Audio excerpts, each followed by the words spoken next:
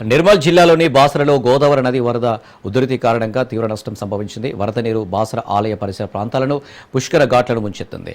ఆలయానికి వెళ్లే మార్గాలు పూర్తిగా జలమయమయ్యాయి. 3 లాడ్జీలు, ఒక ప్రైవేటు అతిథి గృహం వరద నీటిలో చిక్కుకున్నాయి. బాసర ఎస్బీఐ బ్యాంకు బ్రాంచ్లోకి వరద నీరు వచ్చి చేరింది. లోతట్టు ప్రాంతాల ప్రజలను అధికారులు సురక్షిత ప్రాంతాలకు తరలించారు. ఎస్డీఆర్ఎఫ్ బృందాలు కూడా రంగంలోకి దిగి రక్షణ కార్యక్రమాలను చేపట్టాయి. వరద ప్రవాహం నేపథ్యంలో లోతట్టు ప్రాంతాల ప్రజలు అప్రమత్తంగా ఉండాలని అధికారులు సూచిస్తున్నారు.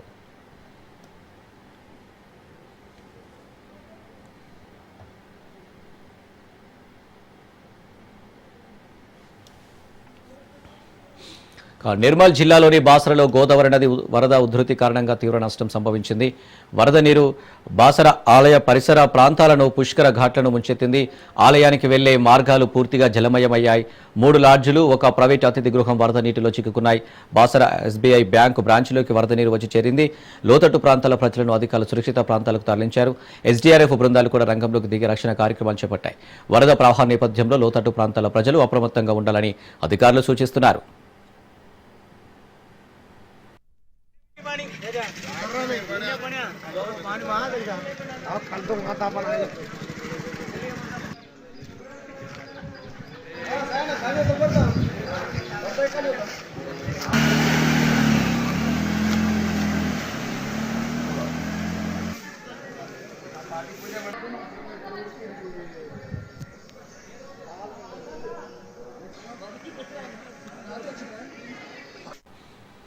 ఇక నిర్మల్లో వరద ఉధృతికి సంబంధించి మరిన్ని డీటెయిల్స్ మా ప్రతినిధి శ్రీనివాస్ అందిస్తారు. శ్రీనివాస్.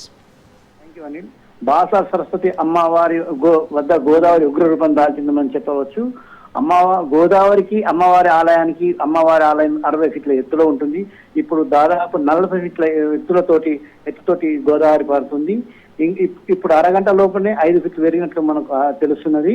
అయితే ఎగువ ఉన్న మహారాష్ట్రలో భారీ వర్షాలతోటి అక్కడ ఉన్న బబ్లీ ప్రాజెక్టు పాటు ఇంకా 2 ప్రాజెక్టులు గేట్లు ఓపెన్ చేసేసి ఒకటేసారిగా దాదాపు 5 లక్షల క్యూసెట్ల నీళ్లు వస్తున్నట్లు మనకు సమాచారం ఉంటుంది. అంతేకాకుండా ఈ గోదావరి మీద ఉన్న వంతెన పట్టుకొని గోదావరి ఉగ్రరూపం దాల్చి పారుతున్నట్టు మనకు తెలుస్తుంది. అయితే బాసర అమ్మవారి ముంగట ఉన్న దాదాపు 50 నుంచి 60 దుకాణాలు మునిగిపోయినాయి. అవి మొత్తం గోదావరి జలదిగ్బంధం చేసింది. అంతేకాకుండా 50 కుటుంబాలు కూడా ఇంకా రిస్క్ లో ఉన్నట్టు మనకు సమాచారం ఉంటుంది. ఒక్కసారిగా ఈ గోదావరి ఉధృతితోటి అధికారులు కూడా అంచనా వేయలేకపోయినారు. గోదావరిలో ఉన్న ఇంకా ఇప్పుడు 50 కుటుంబాలు రిస్క్ లో ఉన్నాయి. అంతేకాకుండా ఈ బాసర్ మండలంలో ఉన్న అన్ని పంట పొలాలు కూడా మొత్తం మునిగిపోయినట్లు మనకు తెలుస్తుంది. ఇది బాసర్ గోదావరి ఇప్పుడు దాదాపు ఇంకొక అరగంట లోపల రైల్వే స్టేషన్ తాకే పరిస్థితి ఉంది. మొత్తానికైతే బాసర్ ఆలయం మొత్తం జలదిగ్గు అయ్యే పరిస్థితి మనకు ఏర్పడుతుంది. బాసర్ ముందు భాగం అయితే మునిగిపోయింది. వెనుక భాగం మాత్రం కొద్దిగా సేఫ్ ఉన్నట్లు మనకు తెలుస్తుంది. Right Srinivas, thank you.